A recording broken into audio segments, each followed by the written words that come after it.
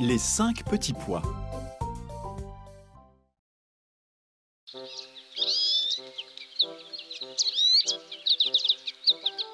Il était une fois 5 petits pois qui vivaient dans une cosse en toute harmonie.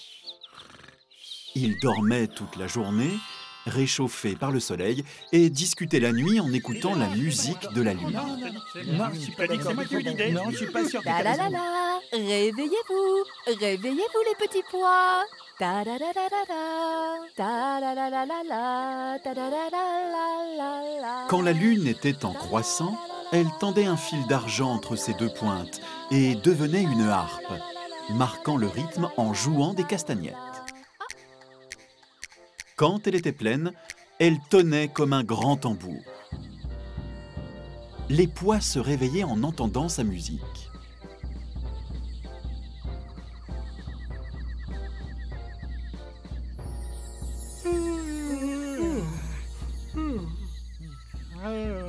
L'aîné préférait le bruit du tambour. Boum, boum, boum, boum, battons le tambour. Battons le tambour, boum, boum, boum. Le deuxième était espiègle et aimait les castagnettes.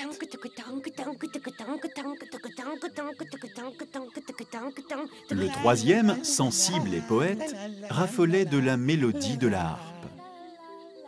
Aujourd'hui, la lune était en croissant et la douce musique de la harpe remplissait l'air.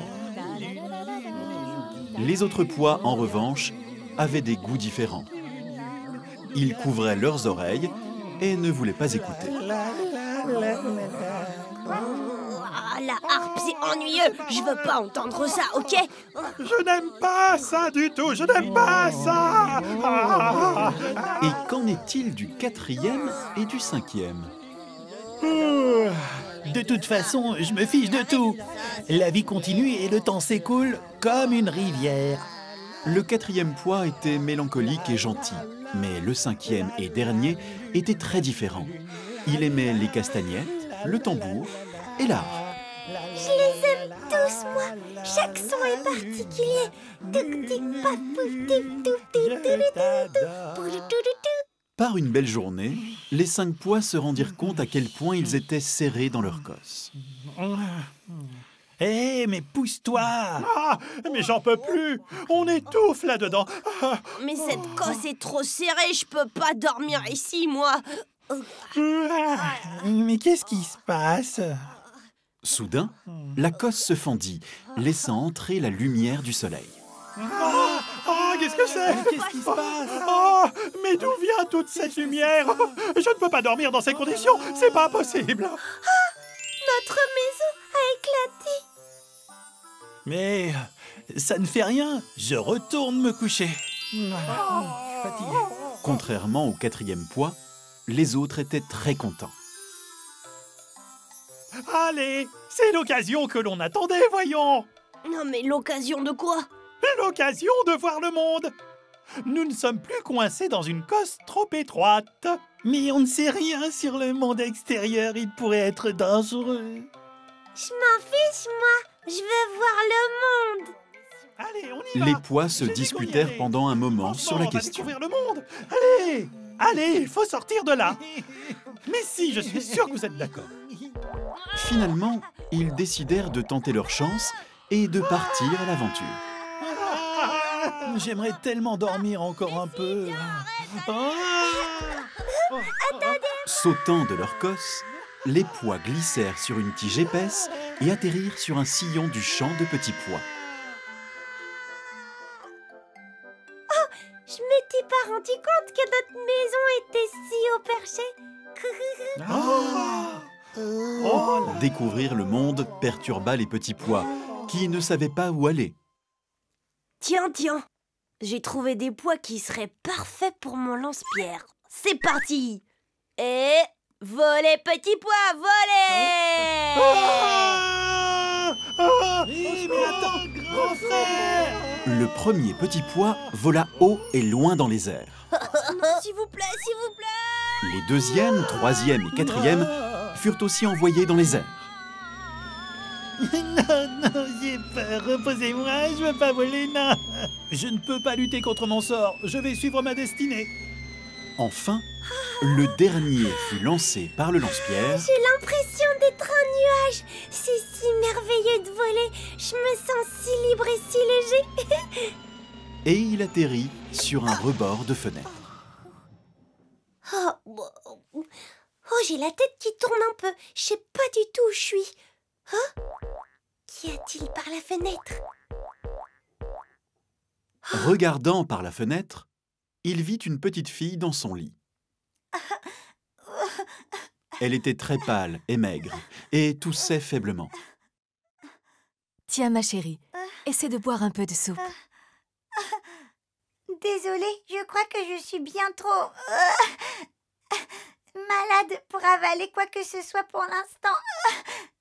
Mais tu dois prendre des forces pour être en bonne santé.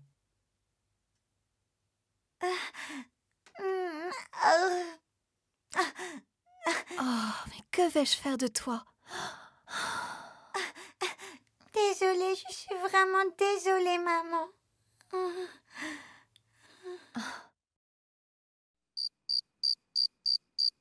Quand la petite fille s'endormit, sa mère regarda vers le ciel et se mit à pleurer. Oh, comment peux-tu être aussi cruel avec moi? Pourquoi veux-tu me prendre mon seul enfant? Pitié, épargne ma fille. N'as-tu donc pas pitié de la douleur d'une mère regardant sa fille mourir, impuissante? Pitié, épargne ma petite fille, je t'en supplie. Épargne ma fille, pitié.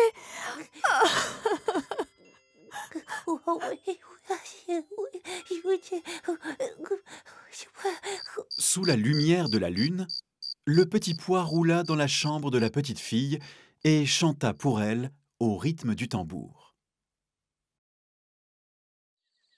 Capoum, tacapoum, tapoum, tacapoum, tapoum, tacapoum.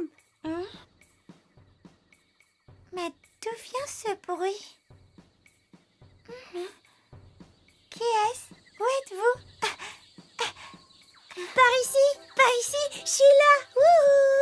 Wouhou! Tiens, petit pois, tu as parlé? Et oui, je sais parler. Je peux aussi chanter au rythme du tambour de la lune. Vraiment? La petite fille pouvait voir la lune de sa fenêtre, mais n'entendait pas son tambour. Oh, mais je n'entends pas la musique qu'il y a là-haut. Rien dans ce monde est impossible.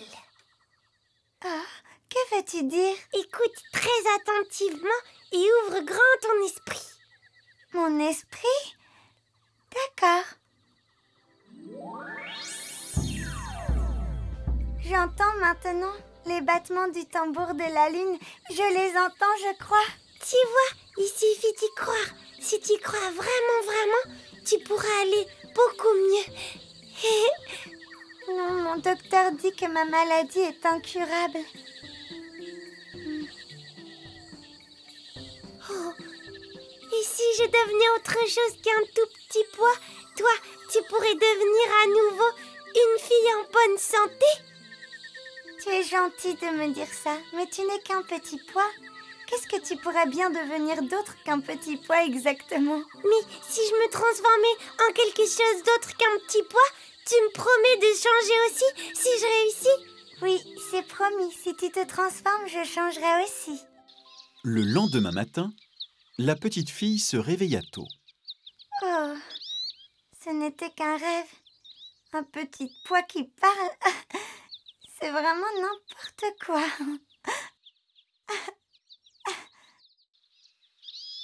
Même si la petite fille ne croyait pas vraiment à son rêve, elle sentit l'espoir monter dans son cœur. Et si je pouvais vraiment guérir? Pendant ce temps, le 5e petit pois était bien décidé à tenir sa promesse. Il utilisa la poussière accumulée sur le rebord de la fenêtre pour rester au chaud durant l'hiver. Je peux le faire. Je dois juste persévérer. Les saisons passèrent, le printemps arriva et le 5e petit pois sentit un changement se produire. Un bourgeon vert avait germé sur lui. Un jour, la mère de la petite fille remarqua la pousse du petit pois sur le rebord de la fenêtre. Regarde, une pousse de petit pois. Comment est-elle arrivée jusqu'ici? Qu'est-ce que c'est? Un petit pois? Oh, maman, il a tenu sa promesse. Le petit pois, il a tenu sa promesse, maman, il me l'avait dit. Ah, mais de quoi me parles-tu, ma chérie? La petite fille raconta son rêve étrange à sa mère. Un petit pois venait. Alors maintenant, si le petit pois a raison, je peux peut-être guérir. Bien sûr que tu peux guérir, ma chérie. L'assurance dans la voix de la petite fille toucha profondément sa mère qui la prit dans ses bras. Tu penses vraiment que tu vas pouvoir aller mieux à partir de maintenant? Bien sûr, si le petit pois peut pousser, alors je peux guérir. D'accord. La petite fille se tourna vers le petit pois, le visage plein d'espoir et de courage.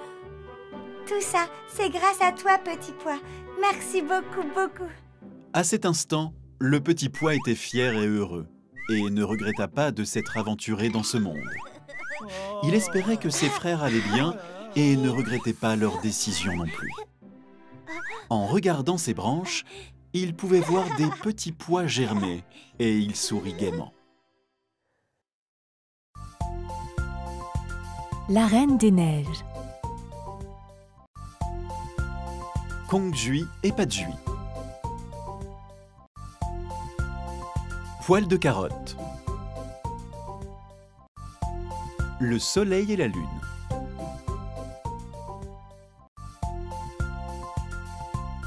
Pinocchio. Les Misérables. L'oiseau bleu.